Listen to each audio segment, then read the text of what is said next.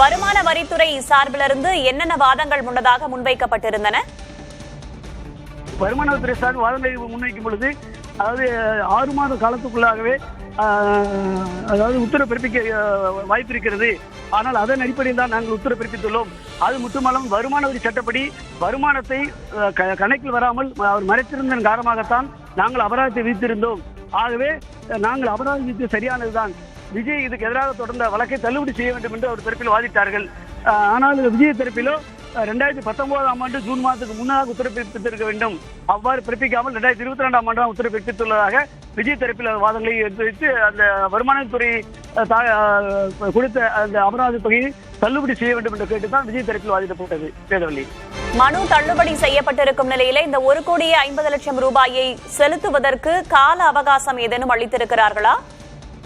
அதாவது ஒருவேளை இது எதிர்த்து விஜய் தரப்பில் மேல்முடிச்ச வாய்ப்பு இருப்பதன் காரணமாக இன்றைய தீர்ப்பை பொறுத்தவரை அது இவர்களுக்கு தரப்பில் குறிப்பிடப்படவில்லை. நீதிபதி இந்த விஜயுடைய மனுவை தள்ளுபடி செய்துள்ளார். தள்ளுபடி செய்யும் காரணமாக இவர் செலுத்த வேண்டும், அதற்கு அவகாசம் வேண்டும் என்றால் வருமான வரித்துறையை நாட வேண்டும் அவர். என்றால் நீதிமன்றம் தற்போது விஜய்க்கு மனுவை தள்ளுபடி செய்து விட்டதால் விஜய் தரப்பிற்கான கால அவகாசம் குறிப்பிடப்படவில்லை.